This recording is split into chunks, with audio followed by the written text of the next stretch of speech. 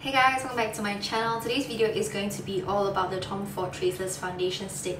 But before I move on to the product and the actual application, I do want to share on where I'm going with my foundation videos, because I think I'm going to start a foundation archive on my channel where I just sort of document my first impression or demo or review on the foundations that I'm currently using, because I love my complexion products and I love foundations, and I've always wanted to just sort of put it on the YouTube so that people or ladies with my complexion would have some sort of reference, because I always have a hard time trying to find someone with a similar complexion on YouTube. Most of them are more fair skin or more neutral cool tone. So yeah, I'm very excited to start a foundation archive and just want to let you guys know so you guys can keep a lookout on the archive.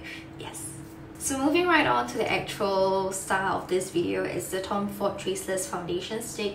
My shade is in 6.0 natural, and to be honest, I think I only used once or twice and I've totally forgotten how it looked on my skin. I do want to mention the shades available in Singapore very quickly.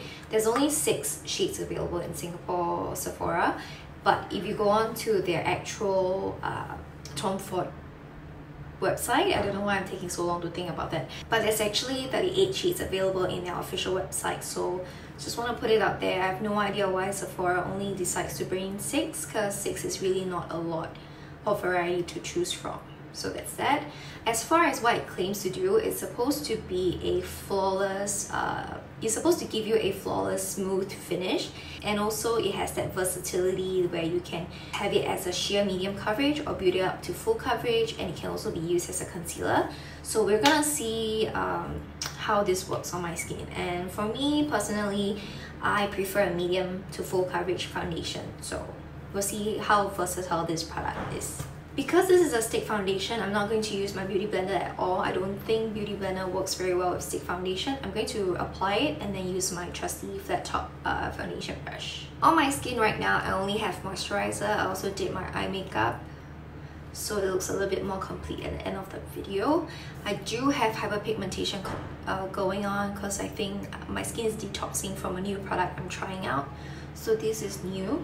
These are old pigmentations, and here as well, right? So I think it would be a good gauge on how much I can cover with this foundation. So just gonna go straight on to it.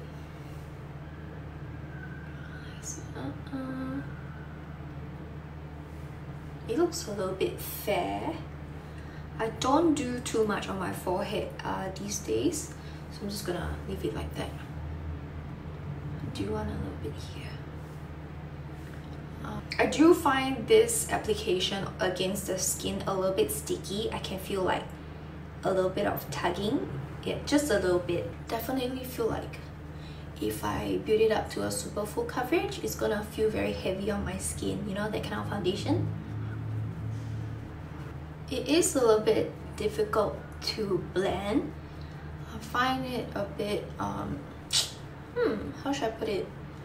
I feel like I have to use quite a bit of force to blend in the product. It's a little bit drying on my skin, so I'm going to spritz a little bit of MAC Fix Plus and then try on the other side.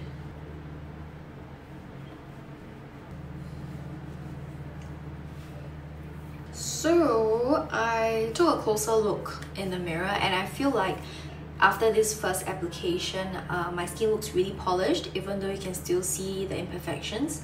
I would say this is my kind of medium coverage. Like, you can still see imperfections peeking through, like here.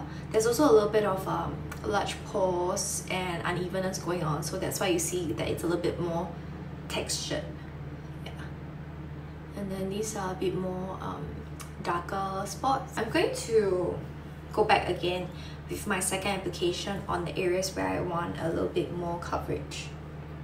Here, and this time I'm really going heavy-handed with the application, because I want to see whether I will look cakey. I'm gonna go super close so you can see my texture as well as the pores that's going on. I'm gonna use dabbing motion because usually dabbing motion gives you a better coverage instead of swirling it this time. Okay, definitely a lot better than this spot here. Okay, I'm happy with this side. Definitely cannot hide my pores, but as far as pigmentation goes, this does sort of even out a little bit better. Let's move on to my chin. Because my chin has a little bit of, well, not my chin has texture, but these two spots still has a little bit of texture, so I think it's a little bit difficult to cover it. But redness is definitely gone. Right now it looks like a very light mole on my skin. I really like how this is looking on camera. It looks a little bit fair here, but actually I think it's my shade. When I got it, it was a little bit too light for me, but I think right now this is my shade. I'm quite happy with this. This looks very natural. It doesn't have that satin or like illuminating hydrating glow to it. It feels very matte actually. Yeah, this feels very matte. I feel like with this foundation I don't even need to set. Yeah, it has no sheen after it's set. It's a little bit more settled down now. No sheen on my skin. So I think if you have dry skin, probably not this product. So I'm back with all my makeup done. I didn't set my face with powder because this is a matte finish look, period, on normal skin. There's absolutely no sheen, nothing. I look like I already have powder on, to be honest. And yeah, I don't know, this is actually my color, but I feel like it has that matte powdered look that it's looking a little bit unnatural, because I feel like it's so matte, there's no sheen, no healthy sheen, that it looks a little bit unnatural. I think I'm kind of 50-50 about it, because I do like how it looks, but I definitely would improve it with like a hydrating primer to start off with, and then also a highlighter or like a illuminating powder. So that's my first impression on the Tom Ford Traceless Stick Foundation.